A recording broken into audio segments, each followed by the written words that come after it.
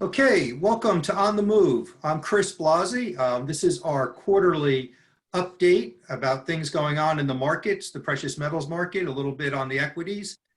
And we have a guest tonight that I know you're really going to appreciate, and he'll be introduced in a few moments.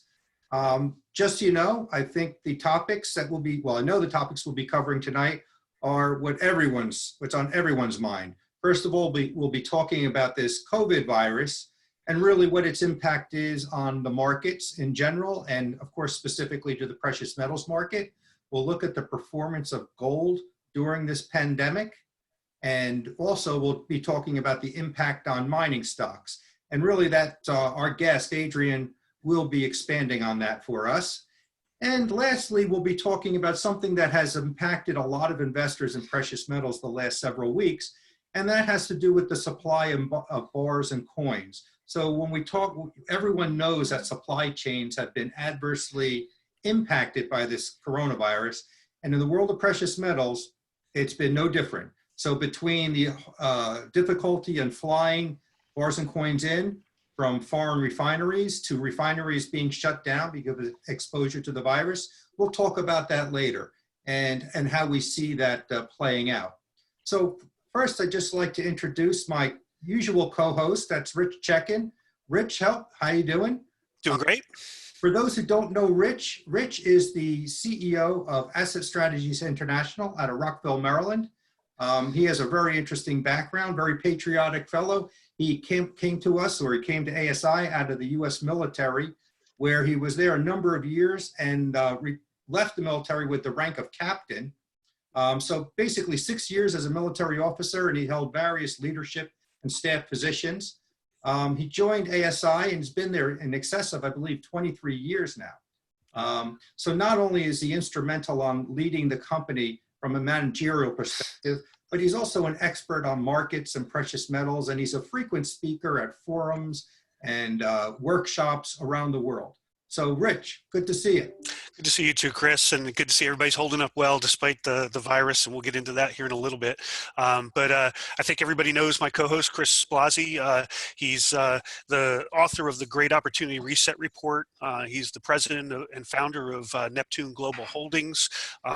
He came to our industry, the metals industry, if you will, from more of a mainstream brokerage type background, financial services, specifically dealing with information technology and things of this nature and how it works with the financial services industry. So he's well versed in everything financial and how we communicate it and how we're doing business these days. He's a very frequent speaker on you name it, who's who of the Talking Head broadcast shows. I think he's been on Fox and MSNBC, CNN, quoted in the major newspapers. Pretty much knows his way around there and holds his own very well.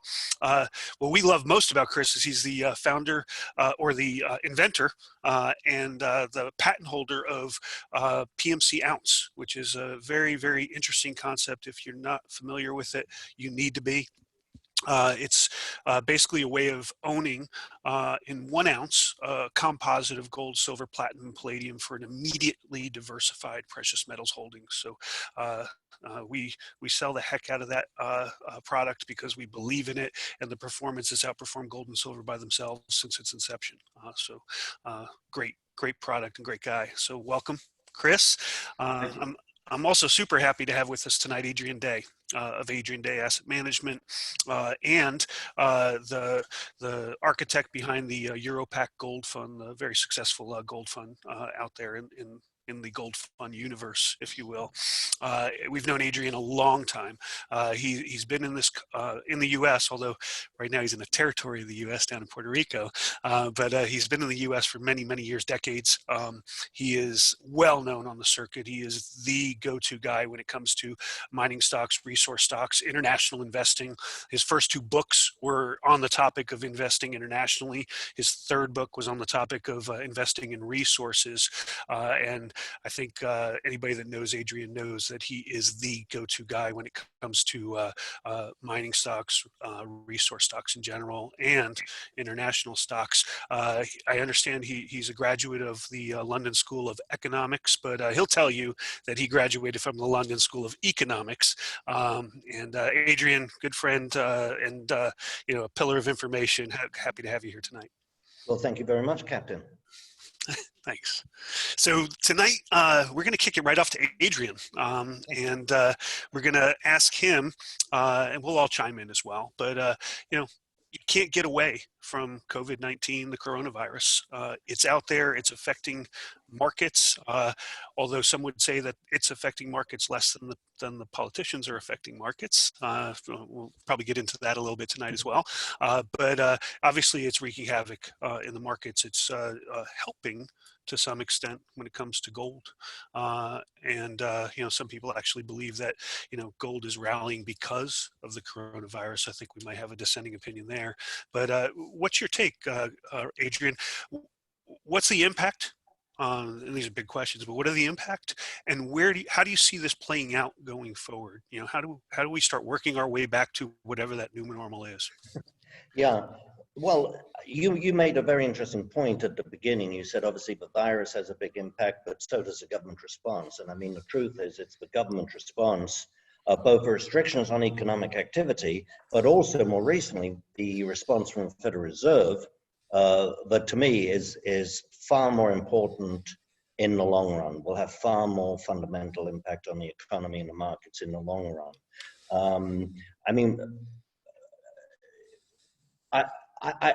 in many ways, before the virus hit and before the restrictions, the lockdown started, we were in a bubble. I like to say a bubble in search of a pin. And it could have been something different, but it so happened it was COVID and the lockdowns, which is what really got the market crashing. To paraphrase Winston Churchill, some bubble, some pin. It was certainly a big pin, but we were also, in my view, in a bubble. Now, I don't think that the stock market per se was in a bubble in a technical sense, although some parts of the stock market were certainly in a bubble, and the whole stock market was very, very overextended. But debt was in a bubble, credit was in a bubble, monetary policy, if you like, was in a bubble. So, to me, I mean, not to me, but it's pretty obvious that the longer the lockdowns last and the more slow we are to restart, then the more long-lasting is going to be the impact on the economy, because not just we're not going to have a short, sharp V shape, with a sharp decline and a sharp recovery. But there's a lot of businesses, I see it all around here in Puerto Rico, there's a lot of businesses that simply won't be able to come back. Restaurants, for example, who are existing at best, surviving at best on rather thin margins, and if there's only 20 people at one sitting instead of 25, that's a bad night and it affects them. I mean, they can't, a lot of these places won't be able to come back after such a long slowdown, notwithstanding government help. But I'll make, clearly,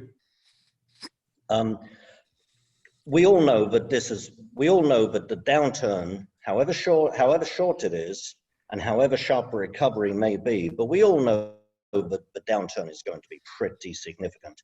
And if you look at what's happened in the S&P from peak to trough, from February peak to the middle of March low, it's about 34–35%.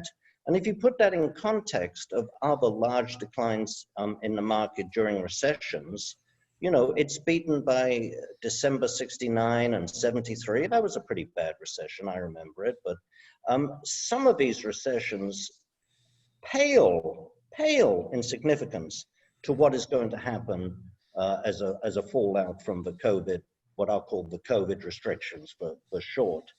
And you would think that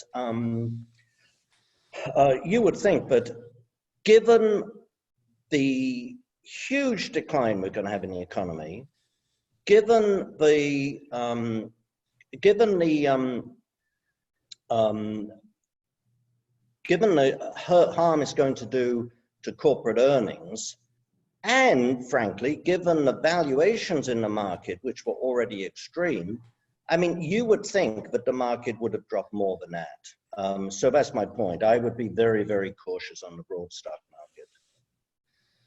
Okay. Chris, your thoughts? So, a couple points that Adrian made are spot on. I mean, gold has been rallying for a number of years now, right? At the end of the day, really, the December of 2015 was a bottom, and it's basically been climbing since. So, you know, I believe we're in a leg of this secular bull market that this was anticipated.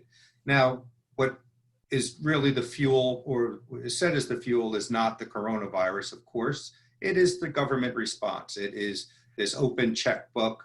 I think it's also just the revealing. What's happening is when you have systems of where rule of law, and there's been so much malinvestment or rigging in all different, you know, bailing out since 2008.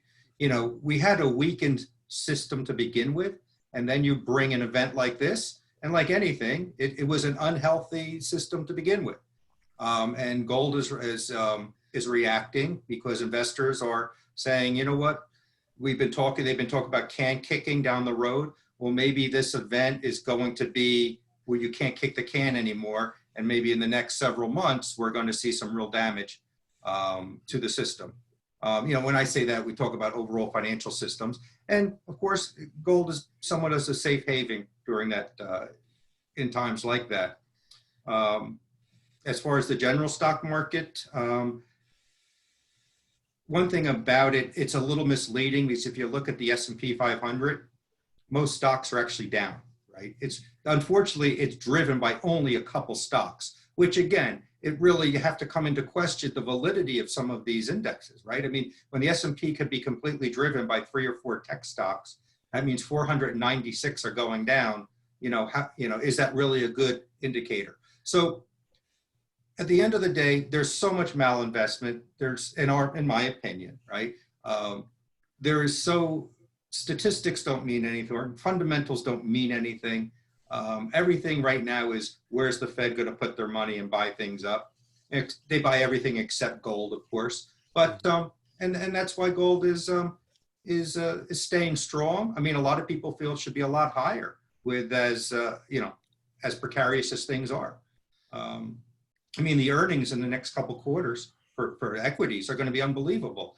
I think Adrian pointed out, when they talk about like lifting restrictions, just the restaurant industry alone, we all know you can't run a restaurant at 50% capacity. It don't even make sense to open up, right? Their margin, their profits are on the margin, right? You need the first 90% tables filled just to cover the nut. So even the things they're talking about lifting these restrictions the way they are. So there's a lot of damage coming down the road, and there's going to be a domino effect. So I think from a gold perspective, gold will be okay. I don't see it going crashing down. I expect to be a little bit higher by this summer. So that's my view. Yeah, I think, right now we see what's happening. I don't think the stock market right now is a good indicator of business. I think it should be a good indicator of business, but, when it's only down a little bit, from where it was, and it's already moving back up again and nothing's happening, I'm wondering how accurate a gauge that is. When things do start up, and there are some states that are starting to open the doors, they're going to slowly, move back to, quote, normal. We're going to see what normal is. I have my doubts, to be honest with you. I think, just looking at different people's behaviors, flights aren't going to be as populated as they have been. People are going to take a long time before they get back on a plane, sitting that close to everybody else.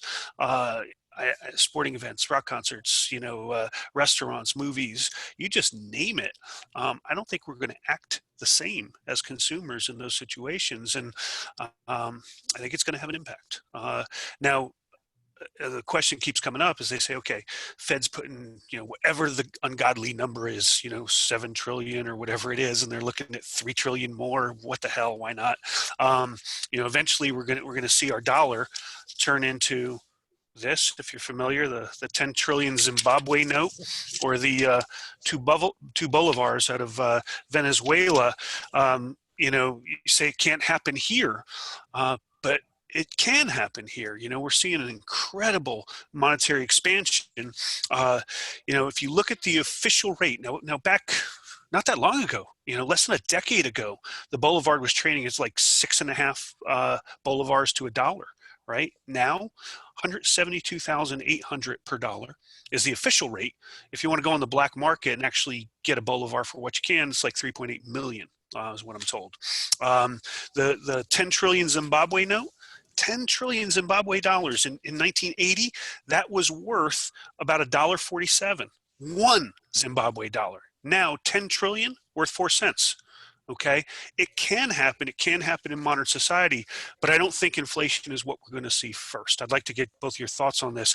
I think what we're going to see first are more deflationary or recessionary forces, and eventually we will see inflation, and that's gold's time to shine. I think people that are smarter are picking up real assets here. What do you guys think? Inflation, deflation, both? Well, I'll just jump in quick and I'll let Adrian expand a little bit more. I think, except for food, if you look at some of the statistics that just came out, food inflation is way up. Everything else is down, right? Fuel, apparel. So I think the demand is falling off a cliff, and I think we are going to see deflation, right? Look at real estate. People talk about investment properties. What percentage of people aren't paying their rent right now? It's like up to 30%. I mean, you don't want to be going and buying investment properties. And, you look at the liquidation going on with Airbnb, right?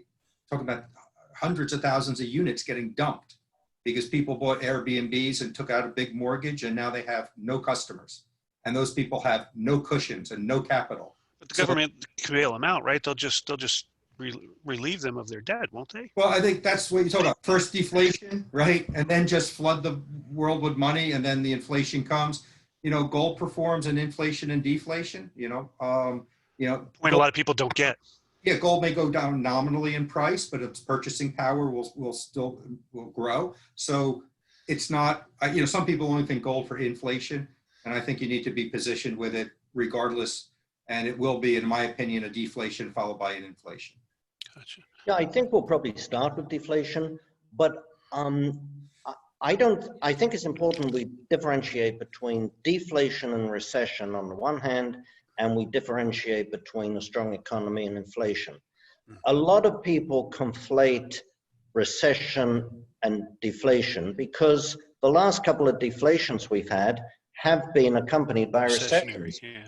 But my favorite example is Britain. From the end of the Napoleonic War, 1815, to the beginning, just at the dawn of the First World War, 1914, an entire century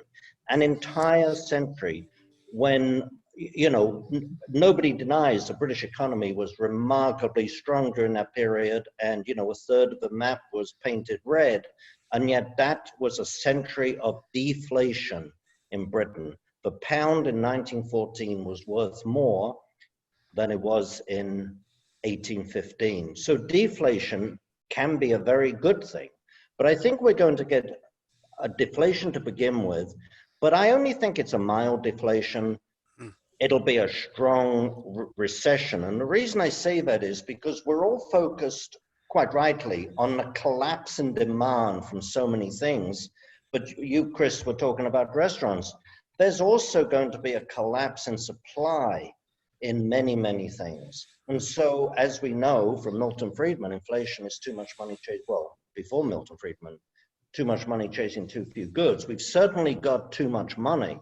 So if the demand goes down, but also the supply goes down, that may not be deflationary.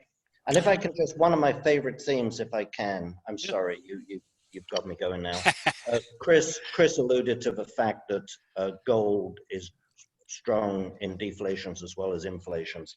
And, you know, this is one of my favorite themes because, in fact, throughout history, gold has performed on a relative basis far better during deflationary periods than it has on a relative basis during inflationary period.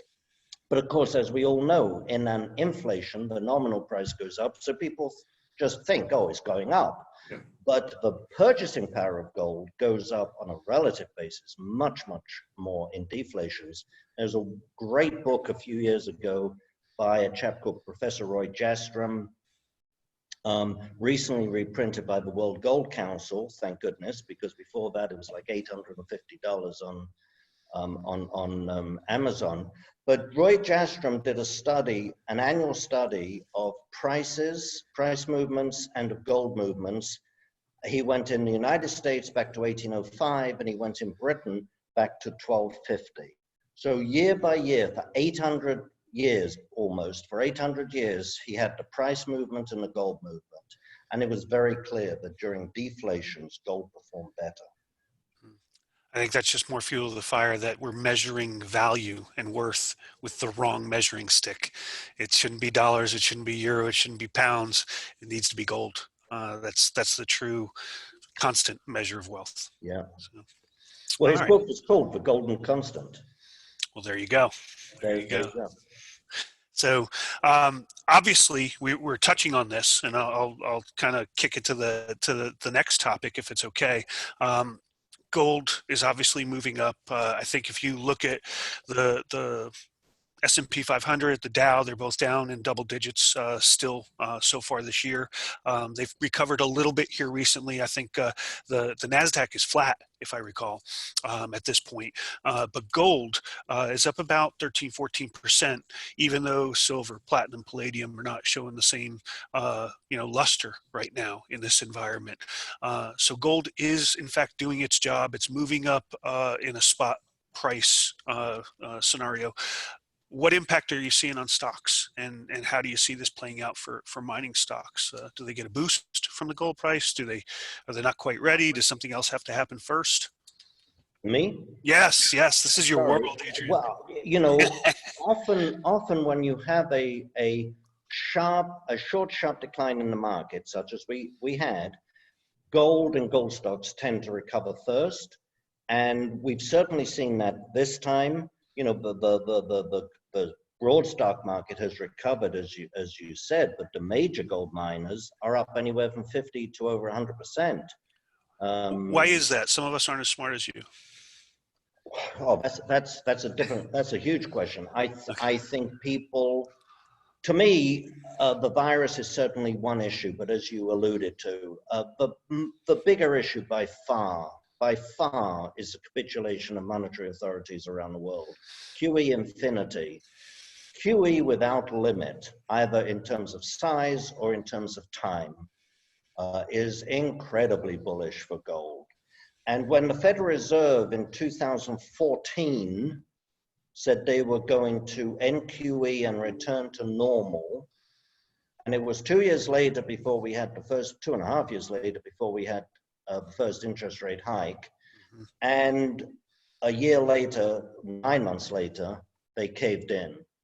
Now, if they couldn't get back to normal from QE, how will they get back to normal from what's going on now? And the gold market recognizes that. So, I mean, I think gold is going to continue to move up, and the gold stocks, which are inherently volatile, have to emphasize that they are inherently volatile. But the problem with gold stocks, as you know, there's a limit, just as with gold, but there's a limit. There aren't that many of them. And in fact, it's said that the daily movement up or down in Alphabet, Google, or Tesla stock or Facebook stock exceeds the entire market cap of the whole gold sector. So it doesn't take a lot of buying to make these things move. And the other thing, if I may, just to show you this graph, goes back to 2008. I mentioned it in short, sharp declines, gold and gold stocks often move first. The black line is gold, don't ask me why, and the gold line is the S&P.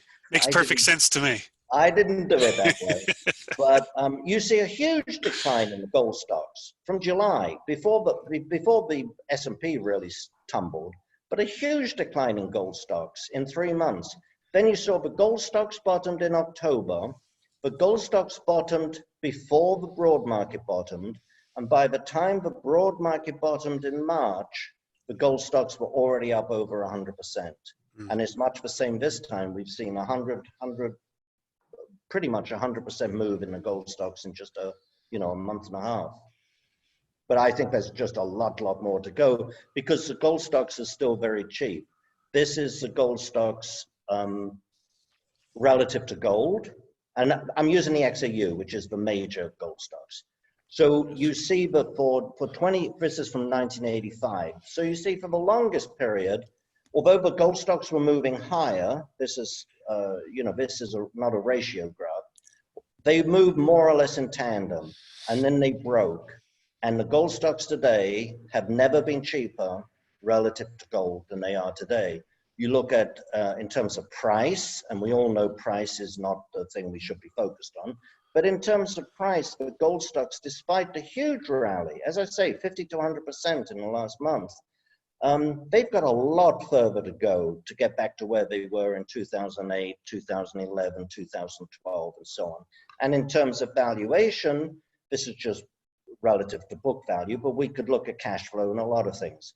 The gold stocks here are still in the lower quartile of where the gold stocks have been in the past. And of course, as you know, what have I done there? As you know,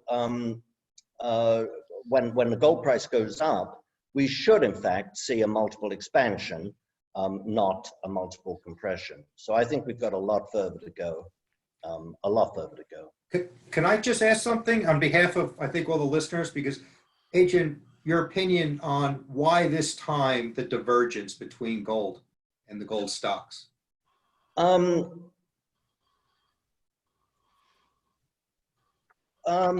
I think there's a few reasons. One reason is that in the 80s, 90s, and the beginning of this decade, if you wanted to invest in gold, you could buy physical, but if you wanted to be an investor or a trader, you pretty much had to go with stocks. And the advent of ETFs, gold ETFs, changed that dynamic completely. It made it so much easier for investors. To buy gold shares, to buy gold bullion. You could buy it in the market, you could sell it the next day, you could go on margin, you could do all sorts of things. And so that was definitely one big factor. The other factor, frankly, is that gold stocks have been a pretty awful investment over the years. I like to tell people, remind people, that Barrick, Newmont, these are the large ones, Harmony Gold, these are all the top 10 companies. They are cheaper today than they were in 1986. If you had bought the XAU in 1986, and remember this index, like other indexes, it kicks out the losers, and so it's got a bullish bias to begin with. But if you had bought the XAU in 1986, you would be underwater today. That's nearly 40 years later. There aren't many sectors that you can say that of. So I think investors just got really tired of this, frankly. That was the other factor. That's a good Makes point. perfect sense. That was great. Thank you, Adrian. And, something else I'm starting to hear, Adrian, as people are getting back into gold. Let's face it, 5 to 7 years prior, it was the desert for gold. The stock market was on a 10-year run. In the midst of a 10-year run, greed was in charge. Fear was nowhere to be found. Now people are starting to get back in. Gold is hitting the headlines. There's more webinars, interviews, articles, etc., talking about gold. What I'm hearing is that this are the same questions I heard 25 years ago when I started in the business, which was before the last gold bull market. About 5 years prior, I started. And those questions, the most common one is when I ask, do you have any gold at all? That's kind of the starting point. And what do you have it for? What's your objective, et cetera? I'm hearing, oh yeah, I have gold. How much percentage do you have? 5, 10% investable assets, whatever the case might be. They're listening to those numbers. They say, okay, what form do you hold it in? Newmont Mining. Does that person own any gold? Is that a rhetorical question? It's a rhetorical question because I don't think everybody gets that connection. The real question is, does owning mining stocks, specifically gold mining stocks, mean you own gold? No, of course not. I mean, everybody should start with a basis of physical. There's no question about that. And by physical, to the extent possible, I mean real physical gold held in your name, not commingled, held in your name under your control. Now, under your control doesn't mean under the mattress, but it could be. But it could be. That is, now some people don't have enough money or whatever, but certainly that should be the basis, because that is your insurance policy, that is your hedge, that is everything else that, we gold advocates talk about. Gold mining stocks are completely different. And the juniors are even one step further removed from that. Now, of course, typically when gold goes up, the gold mining stocks go up, but it's just not the same thing at all. No, absolutely. Yeah, and what I used to tell people, and correct me if I'm wrong, but gold is gold. Nobody else's, liability, et cetera. A gold mining company is worth owning. Good companies are worth owning, period. Doesn't really matter what sector they're in. And we own that as well, but for us, it comes out of an equities allocation, because the gold mining stock, basically you own a share in a company whose job it is to profitably mine gold and return that profit to shareholders, right? That's basically their job in life. And when you do that, you have a whole bunch of other variables that come into place that really don't affect a gold coin in your hand. Okay, you've got management, you got environmental issues, you got licensing, et cetera, indigenous personnel, you name it. You have coronavirus and how to deal with that in a situation like this. So there's other variables involved, and that's really the big difference. I absolutely believe you should own it. It's part of an allocation to equities, and gold is different. As you said, it's your insurance. It's there when you need it. Yeah, and the other mistake a lot of people make, if I may, is they'll buy 1 or 2 gold stocks. And gold stocks probably have more idiosyncratic risk than any other sector, maybe biotech or something. But there's nothing worse than thinking gold is going up, buying at the right time, buying a gold stock, and your gold stock doesn't go up. And that's why I always say to people, you can't just buy one. You have to buy, a few, not too many. You've got to be able to follow them. But you can have a gold company that, drops significantly even when the sector's going up. Good point. And I will throw in there, I 100% agree with you. The first step is buying physical, holding it in your hands. But I will throw out a shout to Neptune here as well. Nowhere else is it as affordable to own a slice of all 4 metals, than with the PMC ounce. You could do that for what's still about $100, right? For a 1 ounce PMC ounce quote coin. And it is all held in your name, albeit commingled, but it is all held in your name 100% back. So great way to get some diversity, even if you don't have a lot of money to put toward gold at the start. So any thoughts there, Chris? Thank you, Rich. It's one of the reasons we love that product. It's affordable, it's reachable for everybody. So, all right. What about you, Chris? You want to take us on to the next subject? Okay, Shortage. so next on our agenda is basically the supply disruptions that the market has experienced over the last several weeks. It was very acute 2 weeks ago, right? First, it actually started about a little over a month ago when gold kind of the precious metals got hit in the market. So, we all know those are the futures contracts, basically. And there was a big rush. A lot of investors saw it as an opportunity to expand their positions. And then coinciding with that was the rolling out of the coronavirus, as far as that it was really going to affect the United States. It was now affecting Europe in a greater way.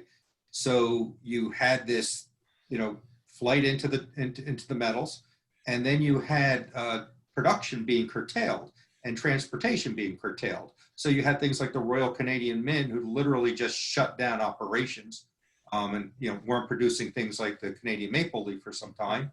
You had refineries out of Europe that basically shut down operations. Plus, initially, these metals would move on commercial flights between the U.S. and Europe, and those flights are being curtailed. So you had this perfect storm, and so there was metal in the world. It just wasn't in the investable form, and it wasn't in the right place. So of course, that's going to be reflected in premiums, and that goes, all the way down the line. Already, it is starting to ease up. You're starting to see the refineries come back online. You have the RCM, the Royal Canadian Mint, now starting. They're not at full capacity, but they're getting back online. There was actually also another refinery, Ashanti, which had a production issue with literally a physical breakdown of a furnace, all during the coronavirus, right? It couldn't have come at a worse time, right? So I still think it's Corona's fault. It always is, right? So what's happening is, and I I'm sure Rich is having the same experience, and Adrian is seeing those premiums. They're still elevated, and they're going to stay elevated. They're not going to go down to where they were 60 days ago, not initially. But I think week after week, you're going to see them start to taper off and get back to more toward what they historically are. There are certain products, though, that are just really flat out impossible. A classic example for a retail investor is the 100-ounce silver bar. That is very, very long delays in delivery, as opposed to a gold eagle, which you can get relatively quickly now. So it goes by product. There are certain products, again, with the PMC ounce, we also deal in a lot of platinum and palladium. Palladium was completely unavailable up until a couple days ago. And even now, it's really in very limited forms, really coin forms. A lot of we'll deal in a lot of bars, and they're not really available in bar form. And platinum is not readily available in things like 10-ounce bars and such. But overall, it's starting to slowly get back online. So for investors who feel like they want to wait another week, because maybe their favorite product isn't available, maybe they can wait a little bit. But that's what I'm seeing, and it's basically correcting itself as we speak. Yeah, it's a good point. It is abating somewhat, and the other thing that aside from the premiums being elevated, the delivery times were elevated. So to the point where, it was like back in the summer of 2015 with silver, where, kind of a perfect storm and everything got hit. Everybody rushed into the metal when they weren't previously rushing into the metal. And, the terms back then, I want to say for junk silver, for instance, was 45% premium to the silver price. You had to pay us immediately with a wire. And we didn't know when it was going to get to you. I mean, that was an honest answer. We had no idea. We knew it was going to be at least 2 months. But we had no idea when. And as soon as we can, we'll get it to you. How do you like those terms? And, back then we had people saying, I don't care, I want it anyway. We kind of saw the same thing now. So we're coming out of a period, let's face it, like I said earlier, where gold was in the desert. Nobody cared about precious metals. All they cared about was the stocks and greed. And then, people say, well, coronavirus hit and gold shot up. Not true. Gold broke out last year, May. We've started this bull market a year ago when we didn't even know what the hell a coronavirus was. Okay. It's COVID-19, not COVID-20. So, last year gold broke out. Silver started to follow and then dropped off because it's been thrown in the industrial bin, if you will, and it's not being looked at as a monetary metal at all yet, but it will. And then, so then it had its run, and then coronavirus hit, and then initially it sold off like it does in any sort of, emergency situation. People were, the stock market was causing gushing blood wounds. People had to stop the bleeding. They sold what they had that was liquid and available, and that was their gold or silver. They met their financial needs, and then other people kicked in, and maybe the same people as well, and they said, okay, my future is not certain. Okay, I don't know when I'm going back to work. I don't know when my nanny will let me go back to work. So the bottom line is they took out a little bit more money from their liquid assets just for the uncertain future. And I think a little bit of that's still going on. Then demand kicked in at a lower price because it shouldn't have been lower. And the bargain hunters saw that, and that spiked demand when all the mints were at a capacity to produce when people didn't want it, right? And they had a social distance, and they had to, sanitize everything in the middle of the process and do all the things that we're doing in every other industry that's essential. So it really had a kind of an impact. And, it's a good point. Do you wait for the premiums to come down, or do you buy now? Because the spot price is inching up. It's up again 14% so far this year. I could tell you can have your cake and eat it too. I agree with Adrian. The first step in gold ownership is to take delivery, hold it yourself. I absolutely believe that. But right now, if you're a first-time gold buyer, with the premiums what they are, delivery times what they are, I don't know if that's the best first step. We actually, I think everybody knows, we worked with the Perth Mint for some 20 plus years, developing a unallocated program with them with a government guarantee, 100% backing, no derivatives, no leasing. That program is still, at 2.25% above spot to buy, not 45% like Silver Eagles were just a week or two ago. 2.25% to buy. They have the metal. Again, there's no shortage of gold and silver. There's a shortage of minted coins and bars that retail customers buy, and there's no hold up on delivery. It's in the account, with your name on it that day. So, if you want to go ahead and start building up your gold holdings before the prices get higher, you can buy it in that form, but then you have to come back and do step 2 first, or step 1 second, however you want to do that. That's a better said formerly, or whatever. You know what I'm saying? You come back and you take care of the close at hand stuff when the premiums come back down to earth and we can actually put it in your hands. Any thoughts on your side there, Adrian? Well, you two have really covered it, but I think the essential thing for people to recognize is this was not a fundamental shortage of gold or silver that pushed prices up. It was, as you both said, either a shortage of particular products or, as Chris emphasized, a shortage of certain products in certain places. And, I was advising people, frankly, I agree with you completely. I was advising people, when you see the premiums on something just pop up like that, and the reason is distribution, it's not fundamental shortage. Yeah. You don't pay those kind of premiums. 100% agree. Yeah, and even and just one last thing, necessity, right? The mother of invention. We buy a lot of, because of our gold vault account, silver vault account, and the PMC ounce, we buy a lot of like gold kilo bars, and we're getting them from different sources now, that we didn't get them before, right? Predominantly we used to get them from Canada because trucking them from Canada to Delaware is a lot cheaper than air freighting from South Africa and Australia. But right now, this is why the premiums are up, because there is a higher transportation cost.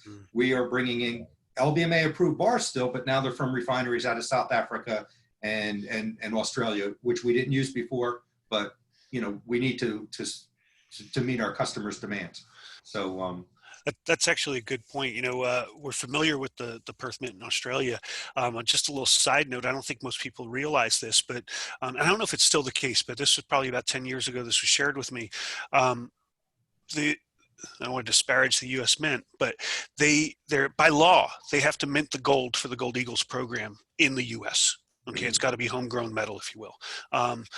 What they were running into, though, is when they were minting the blanks for the Eagles that got stamped at West Point or wherever else, they had so many rejections because they had such poor technology and quality control or what have you, that they had to throw out so many blanks that they were not in specs.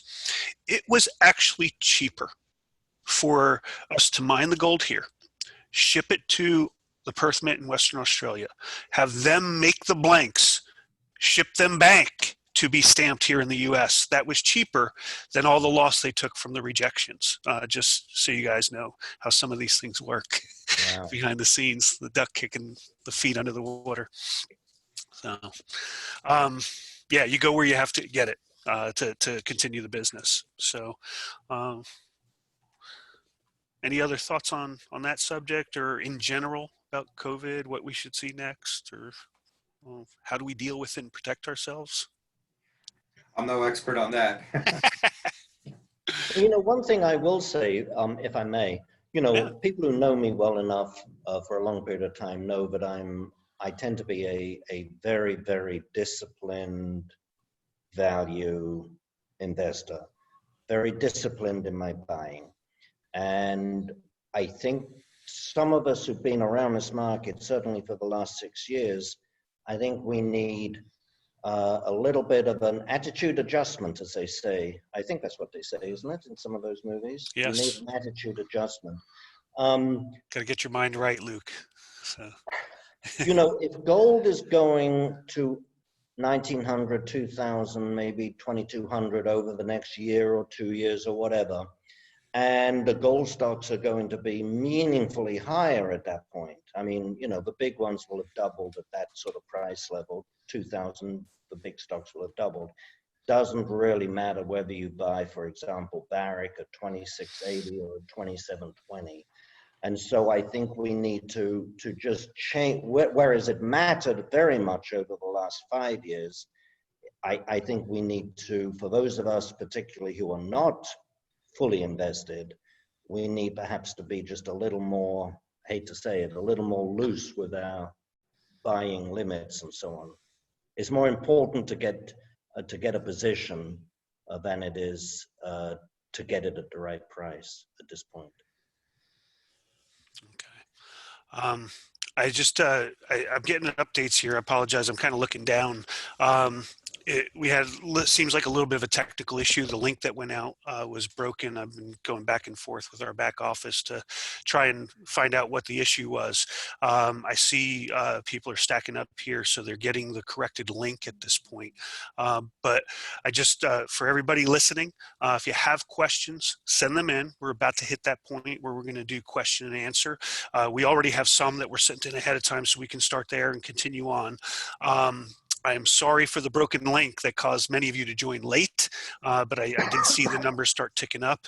And just rest assured, we're going to go ahead and box this up and get it into a link and get it in your hands as soon as possible, usually a day, 2 days the latest to put in your hands. So for all the registered attendees, we will have this in your hands. So I apologize for any delay there. And thank you for joining us. So first question that I've got here, and I don't know if you guys want to fight over who's going to cover it, but actually I think we've covered this first question unless you guys want to add something to it. What will happen in the aftermath of the pandemic, inflation or deflation? That came from Ron K. in Denver, Colorado. So I think we covered that. At this point, anything else you want to add to it? Well, I'll just add, I mean, I talked a little bit about deflation, recession, but I didn't really, I think we're going to have, it may take a year or more before it's evident, but I think we really run the risk of an enormous inflation because of the amount of money that's being printed.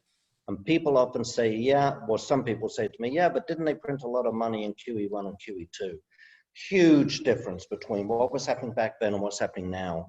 Back then, the money went to the banks. It did not go to ordinary people or businesses. It went to the banks. The banks, for two reasons. One reason, they had the regulators all over them for the, you know, no doc loans and everything. They had regulators actually ensconced permanently, right? Hong Kong Bank had 3 floors in their New York headquarters that were full of outside regulators. And those people were scrutinizing loans. So if you were a loan officer, you could either take a huge risk, have to justify yourself to you know, these people and so on, but still take a risk. Or, so that's one reason we didn't get a lot of money into the real economy. And the other reason, you've heard me say this before, I think in 2009, the Fed started what is probably one of their most stupid policies ever, and there's high competition for that particular honor, and that was they started paying money on excess reserves. Now, if your aim after the market, after the crash and the credit crisis, if your aim is to get the economy moving again, You do not pay banks not to lend money, but that's what the Fed was doing. And so what we saw was money didn't circulate. And I'll actually show you a dramatic, there's a picture of money velocity. And you can see that from 2008-9, the velocity of money collapsed. What that means is that money was not getting into the real economy. Mm-hmm. But this time, I hate to say this time is different, foremost dangerous words in investing. But this time the money is not going to the banks. Congress, the administration, the Fed are getting that money into the hands of businesses. Whether they deserve it or not is a totally different issue. Into the hands of people. They're using what's called technically high-powered money. And that money will start to see circulation of money pick up and lead to inflation down the line. That's a good point. I think it's potential inflation right now. And that's a great point about the last time. It just never got in the hands of the people that would consume and spend it. So you didn't see any velocity with it. They were just, it was safe to sit there and just make money by holding on to it. And it's funny to see, everybody that got bailed out last time and who were the quickest people or the quickest businesses to recover, and by the magnitude at which they recovered. How well have banks been doing? I mean, I'll be honest, and they were all on the threshold of death. So, you're right. The helicopters are flowing this time. It's putting it right down in the people's hands, and we'll see how it happens. But again, I think part of that equation is, what are our habits like after this? And that's a question we cannot answer until we live through it. And that's going to be individual decisions. Eventually, we'll see the collective, will, so to speak. Sure. Chris, any other thoughts there? No, I just, we started off with the inflation, deflation. There's a lot of deflationary forces. Certain sectors, right? Food is not deflating right now. Also, you're looking at like shortages of beef, right? With the shutdown of plants. So you may not have the level of deflation there, especially if demand is still high, that you have with like automobiles, right? That is more really falling off a cliff. There's no demand. There's a tremendous amount of overcapacity. I could even tell you anecdotally, we were driving down the highway the other day and the hotels are empty, right? Yes. No one's in the hotels. And in one of the big hotels, there was a lot of cars. I mean, the lot was full. And my wife says to me, look, they're full. I said, yeah, but look closely. It's all the exact same car. It was a car dealer parking a bunch of Toyotas there. So there's this overflow. And that I don't see is really being impacted, that there's going to be a shortage of cars, which will offset the fall off in demand, right? And things like we talked about rental homes, right? If people who like to buy homes rent, there's going to be deflation in that, right? We talked about all the Airbnb houses that are getting dumped on the market now. So I think, it's never going to be across the board the same, right? The food is going to be completely different than gasoline, cars. But I think we're going to have a little bit of a deflation in general. And I think, Adrian said this also, but we're eventually, the policies of the Federal Reserve, the money printing, it's guaranteed what that outcome is ultimately going to be. And it will overcome deflation. I know there are certain analysts that say the inflationary forces are so intense that they'll win out. And the other side says, yeah, but when you literally have unlimited money to print, and which is what they've proven they will do to offset or stop deflation, that will be the ultimate, we'll call it, outcome. What about the concept of a debt jubilee and the big reset? Are we close to that? Is that going to happen? I saw someone the other day made a good point. It's actually kind of happening right now, selectively, right? I mean, not across the board, like everyone's debts are canceled, but you're getting a taste of it. Even if it's not an outright debt jubilee, but even the idea, like, people aren't paying rents, right? You have close to 30% of people not paying rent. And first step, what are states doing? You can't evict the person, all right? It's not a debt jubilee. You're going down that path, right? Because if this carries on for months and months and months. Well, somehow they have to make them whole, right? Well, this is Who the hell's making them whole? Well, this is the problem. I'll give you a great anecdotal story. I have a friend who owns a restaurant in Manhattan, right? right in Broadway, big, over 200 seats. And when all this started pulling apart, of course, the restaurant shut down, and they came back and said, well, you could take this loan for PPP, right, to pay your employees. But it's a loan, right? And he's like, why would I take this loan to pay employees when we have no business? And then I have to pay that back. And now he's saying, like, and this is what's happening in real estate. He's like, well, I'm not paying my rent because I was forced to close down. Mm. And eventually the landlord's going to come back and say, you owe the rent. But their lawyers are going to say, no, it's like force majeure. I was not allowed to have a business. So why should I make a landlord whole when the state of New York or the city of New York told me I can't earn? So I it's a mess. Surely our all-knowing nannies have thought this through. Yeah, these are the domino effects no one thinks of. They're like, oh, okay, we'll just stop, right? And what are the courts going to be like, right, in a year, right? They're not set up. Landlord-tenant court isn't set up for 40% of the population not paying the rent. Right? They can't even handle unemployment claims right now. Are you kidding me? Well, now, I'll tell you another thing on residential. I mean, I know I'm renting here in Old San Juan. I know full well that if I went to the landlord and said, hey, COVID-19, et cetera, I can't pay my rent, he would say, okay, give it a pass. But I can also guarantee you when things are back to normal, he's going to want that rent. Mm-hmm. Yes. He's not forgiving me.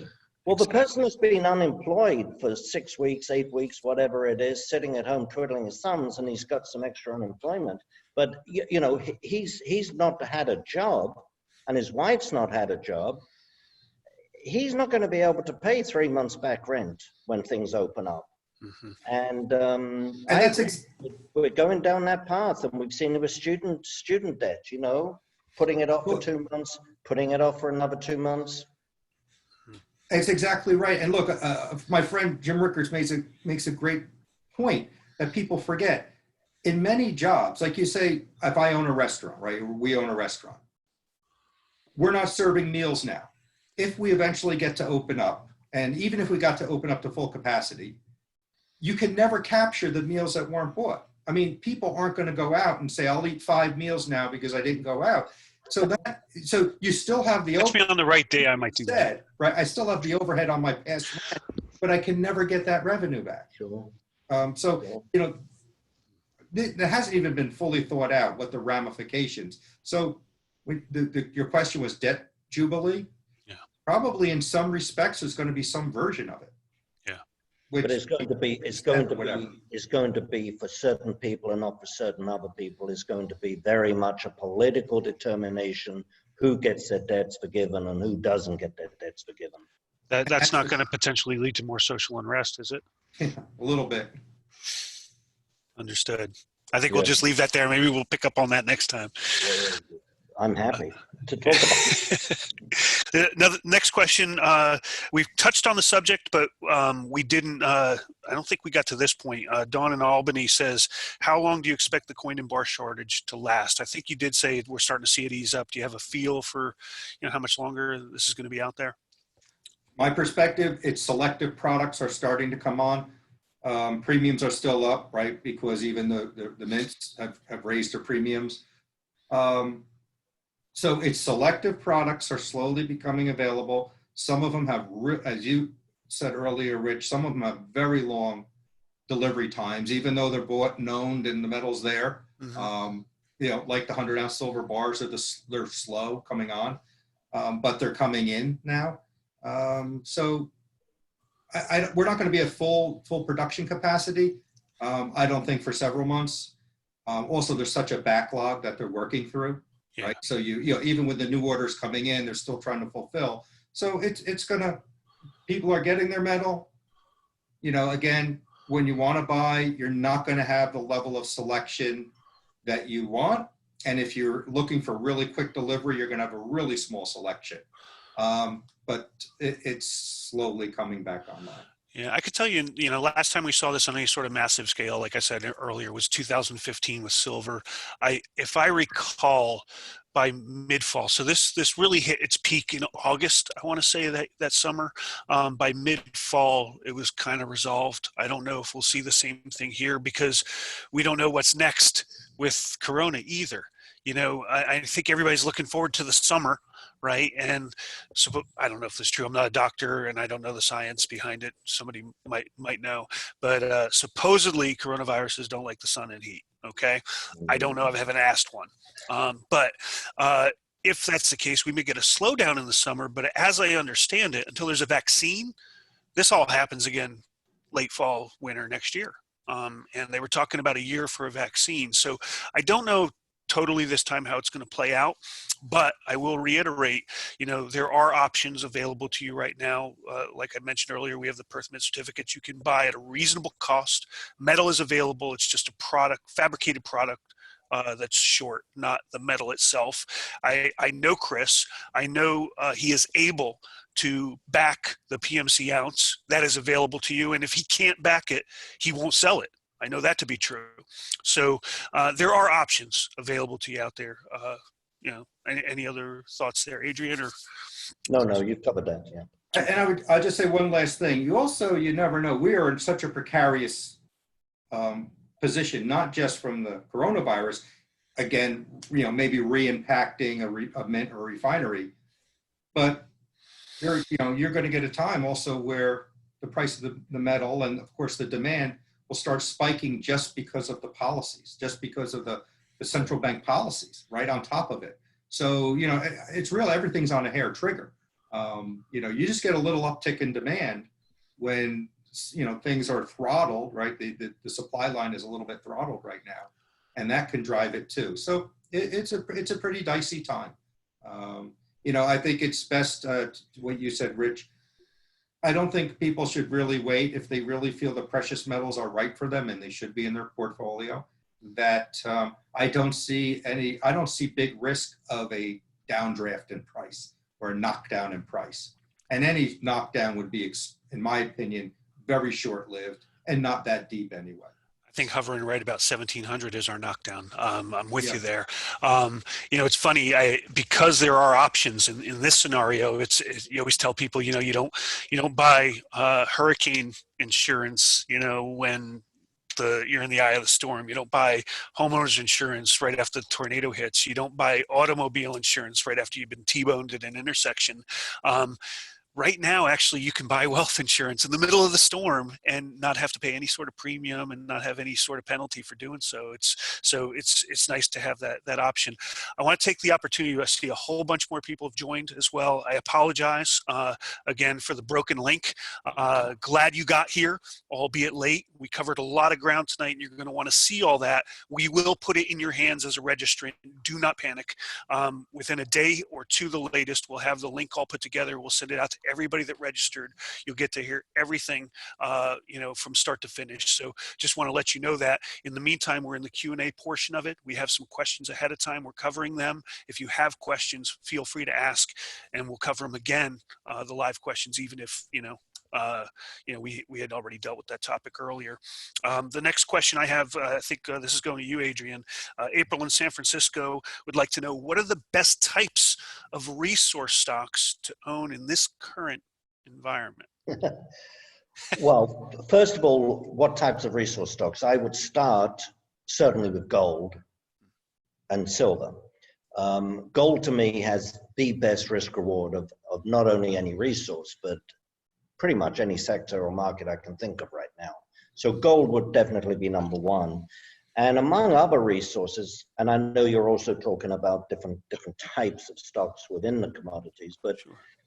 I'm very bullish on copper once we get over the recession. And the reason I'm bullish on copper is because, any price is set by supply and demand, right? At any given time. So the supply for copper has definitely gone down in the last, in the last month, and will continue. But copper has something that a lot of other metals don't have, and that is a genuine impending shortage of supply. And unless the world absolutely falls apart, you can see a shortage in copper in 3 to 5 years. And you can look ahead in copper because copper mines take a minimum of 7 years from the time a board of directors says, go ahead with this project until it starts producing. because copper mines tend to be large. So anyway, I'm sort of, I hope people are getting the point here. But you can look ahead and you can say there will be a shortage of copper in 5 years, 3 to 5 years, unless the world falls apart. But so gold, number one, I think you want to stick, or not stick, I don't think you want to stick. I think at the beginning of a bull market, the major producers and the big royalty companies, and I'm a big fan of the royalty companies, will be the ones that are the surest bets and probably the ones that will do best at the beginning of a bull market. And then you want to start rotating into the smaller producers, you know, the intermediate and junior producers, the single mine producers and so on. And exploration companies, with a few exceptions, I think their run comes later, maybe a year from now, maybe 18 months from now, but their run will come later. Gotcha. If I could circle back. Yeah, no, I think you did. If I could circle back on the copper, obviously, when Adrian speaks, I listen, and you know, you were talking about there will be a shortage. You know, you can see it developing. Is it because, you know, we're running out of copper? Is it because it's getting harder to get to and mine and so forth? Is the low hanging fruit already picked? Is that why? Well, to a large extent, the low-hanging fruit is already picked, but that's also true of gold and a lot of other commodities. The thing about copper mines tend to be very, very large and very, very long-lived, unlike gold deposits. So you can have a gold mine producing 80,000 ounces a year for 7 years, and that's profitable, and you will bring that on stream. And if you make a decision to go ahead, unless you're in a place like, you know, Venezuela, if you're in a place with reasonable permitting, you make a decision to go ahead, you get the thing permitted, and you get production within 2 or 3 years. That is not true of copper. The copper mines are huge and long-lived. So the copper equivalent of 100,000 ounces a year for 7 years would never be built. It would not be worth anyone's while to build that. So if you look at the top 10 copper mines in the world in terms of annual production, the top 10 copper mines, all right, I think 3 of them were built in the 19th century and are still producing. But that's 1800s for those following along at home. 1860, what? That's 1800s for the people following along at home. So you look at some of the mines date back to the 1860s, like Chuki and so on, and then Bingham Canyon's the 1920s. That's 100 years. Well, as mines get older, they get deeper, and typically 2 things happen. The grades get lower, but they also are more fragile, so they're more susceptible to disruptions. Yeah. So, you know, that could be in Chile, for example, they had an earthquake 100 miles away, and they had to shut down their copper mines.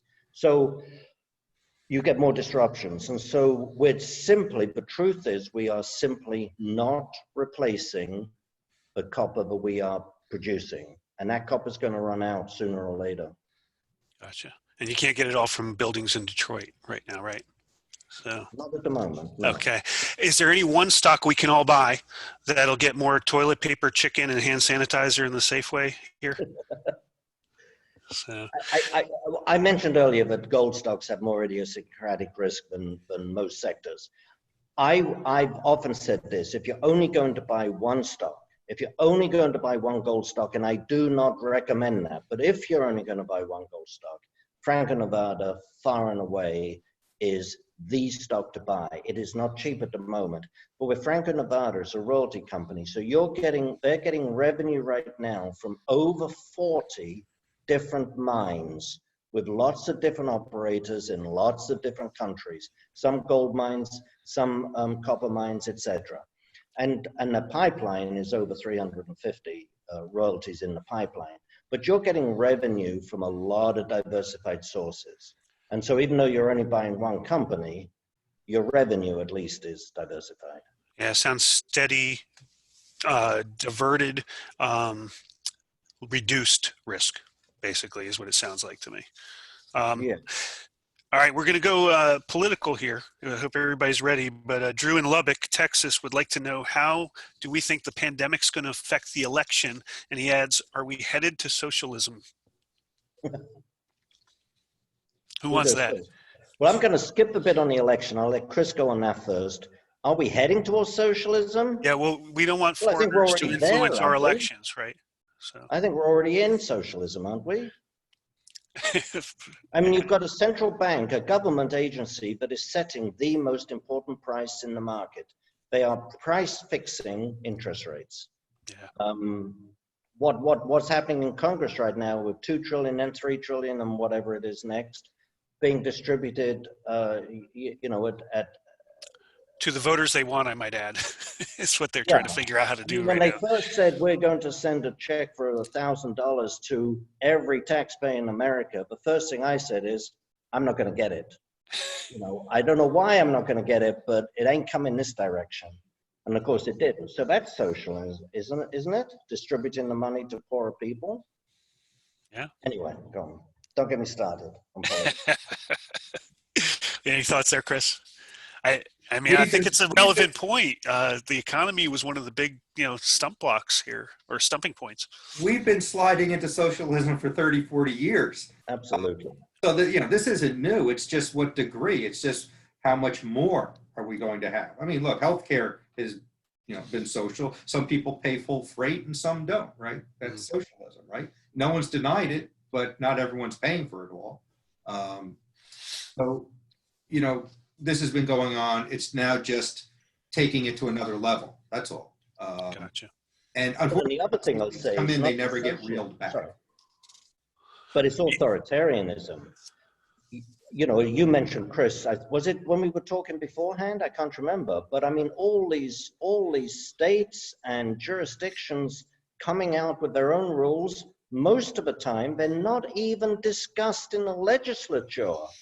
I mean, the legislatures of this country, speaking as an outsider, the legislatures are supposed to make the laws. It's not up to governors and mayors and town councillors to say, this is what you're going to do tomorrow. And a lot of this stuff has never even been discussed. So this is extreme authoritarianism in my mind. And the problem is, or what I see happening, which is pretty obvious, is when Corona dies down and they reopen, they're not going to say, well, guys, we had to do this, but we're never going to do it again. Don't worry about it. You can guarantee, I mean, is it going to be the swine flu next time, or the Asian flu, or the avian flu, or whatever comes next year? They're going to say, oh, we better do a lockdown for this, Once they've got power, they don't let it go. Yeah, I think you both finished on the same point, and I think that is absolutely worth repeating. We have seen a erosion of civil liberties, and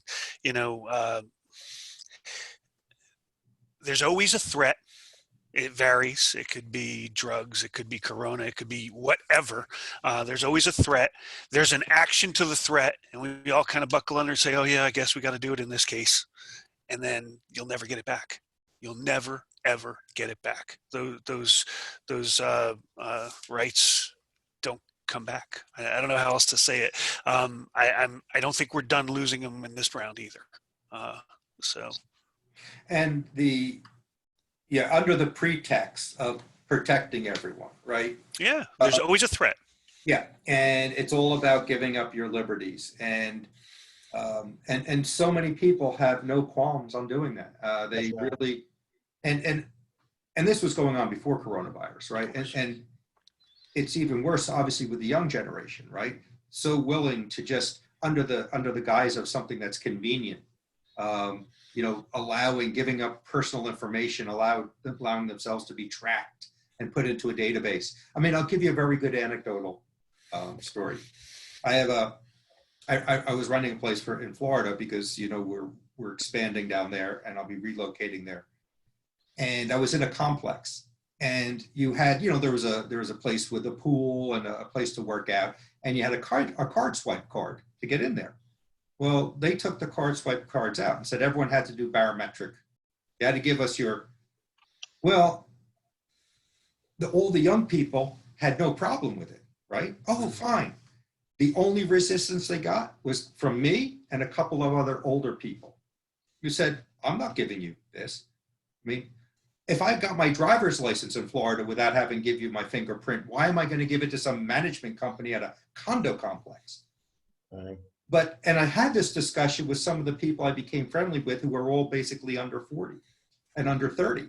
They thought I'm like the crazy old guy. I'm like, you don't understand. You're giving all this into a database that has no controls on it, right? But That is crazy, Chris. Next thing you know, you'll be buying gold.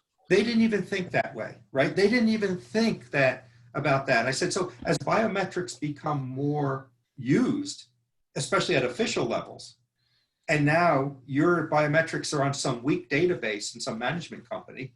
But this is where we're heading. The authoritarian, it's going to be a lot easier with the young. There's a little resistance in the older folks just because of their historical perspective, and they have more of a taste of freedom and understand it from the way we do, from maybe only back in the 70s and the 80s. But no, it's they use these events. Like, look at some of the things they did after 9/11. Patriot Act, right? surveillance, everything else. Yeah. But I'm sure there'll never be a breach. That won't happen. Yeah. The problem with biometrics, of course, is that my eyes are my eyes are my eyes. So everyone that takes my biometrics, they're all linked together. At least with numbers. In Maryland, got my driver's license. What's your social security number? I said, oh, I don't have one. So they just give you a different number. So the numbers are not the same on every piece of ID you have, but with biometrics, they're the same. Sure. And they can be changed, the number, right? Passwords can be changed. Sure. Your credit card number gets changed when your credit card gets stolen, right? But as you said, it's a one time. And what happens when it gets hacked? What happens when you can use your biometrics to open an account somewhere and they're able to use yours? And you can never get away from that. How do you rectify that? Yeah, you can't prove you're you. Yeah, and having spent many years in big technology, which I did. Yeah. And it was very big tech, right? It was the hardware and the software in the biggest data centers with the biggest budgets, right? So it was in the Wall Street where the big spend was spent, but you also know how easy it is to hack these systems. Encryption is not the end all. All encryption can be broken. Mm-hmm. And obviously we all know data is stolen all the time. That's my 2 cents on that subject. Gotcha. Any other thoughts? I got a couple more questions here. Let me see. Melody in Phoenix is wondering, I think this may go for you, but I think we all kind of suspect, how are the mines getting along with the social distancing and sanitation requirements, and how much of an impact is it having on production in general? Yeah, it's had a pretty significant impact, and it will, March, April particularly, May. I mean, a lot of the companies, I would say anywhere from 30 to 35% has been shut down. But that's all temporary, of course, and it's already coming back in most places. Quebec has had the mines operating a little while, and then just earlier this week, they said people could go out exploring again. So you can do exploration and mine. The wonderful thing about Peru, said they were a national, what's it called? A necessary essential, yeah, essential activity. Most mines in Mexico have started again, not all of them. The good thing about the good thing about mining is that so many mines are actually out in the middle of nowhere. They're not in the middle of cities. And so people had to change and had to adapt, but they would have one workforce, they would change. So they had one workforce in one camp, and they instituted, social distancing, and you'd only have 2 people go down at the same time rather than 8 go down, and so on and so forth. But you could continue mining, and that's all for the most part. That's coming back. So it's only a short-term hiccup. Gotcha. All right. Anything to add? I think that's covered pretty well, Chris. Last question I have comes from Mark in Peoria. He wants to know from each of us, if you had one sector to pick to emerge from the pandemic with the most success / appreciation, what would it be? That's pretty obvious, isn't it? That's what we've been talking about. I know where I'm going. As long as they're printing money, I know where I'm going. But what do you guys think? Gold and gold stocks, no question. Yeah. Chris? Yeah. Physical gold. I'd broaden Because it. that's my world. Yeah. Yeah, I'd broaden it to any real assets are going to Yes. benefit from the printing of money, period. At full stop, as they say But- in Britain, like they say economics. But I do want to make one qualifier on that. A lot of Yeah. times you'll hear this real assets, right? And people talk about real estate. Yeah. Real estate's got, to me, has real challenges going forward. No question. Especially in certain areas. New York City, prior to coronavirus, was already contracting because of regulations and taxes. Mhm. And now this is just making things worse. So, what people forget when people will say, well, real estate's a hard asset and you have, as opposed to gold, you get the cash flow of the rent. Well, that's great as long as you can find renters that can pay, right? Yeah. So how's that working out? Even if you find the renters, they don't have to pay right now. So sure. And also, when your costs go up, but you can't raise the rents because people's incomes aren't going up, and you get crushed by a local government who just keeps raising their taxes, and tough on you if your tenant isn't earning enough. So my point is, and it's not because I'm in this space, but we've talked about this and we've been waiting for this moment for many years because of the underlying fundamentals. Not only is it's a time for certain hard assets, like gold.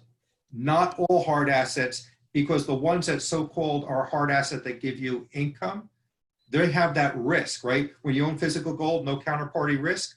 Well, real estate's great, but right now the counterparty risk part, granted, for many, many decades, people make fortunes in real estate, but things always change. Just the way the dollar, as you pointed out, Rich, people can't get their head around that the dollar can devalue like a third world currency. But, history tells us nothing is permanent, nothing lasts forever. So it was a long kind of caveat, but that's why I think we're in a very special time for the actual physical world, the world of physical precious metals going forward. anything to add there, Adrian? I would say, 100% agree with you. Real estate, if you can own it outright, over time, I think will increase in value, but it's not liquid. So I think your best bet is clearly with liquid real assets, and I think that separates gold and things like it from the rest of the pack, so to speak. And the dollar can lose value; it can be devalued. We joke here, tongue in cheek, but actually it's embarrassing if you ask me. That we'll be glad to sell you gold today, and then eventually buy it back for more, worth less dollars, right? So since the Fed was created, what is it, like 96, 98, whatever percent of the purchasing power, the innate value of the dollar has been lost. Okay, it's been mismanaged away by poorly responsible, poorly fiscal, people, and they don't know how to say no. They don't know how to make the hard decisions like we do in every household around this world. I can't afford that. I have to say no as much as I want it. They go ahead and pay for it anyway to buy the votes, to get reelected, to get job security. That's the way governments work. It's long before we ever entered this planet. That's been going on for centuries. So, the dollar has lost value. I think we're about to see it lose a heck of a lot more. In gold we trust, and that's kind of my parting statement. I don't know if anybody else wants to kind of wrap up their thoughts as well. I think you've said it, Captain. All right. Well, Chris, as always, it's a pleasure. Take the time with you, Adrian. Absolute joy to have you here.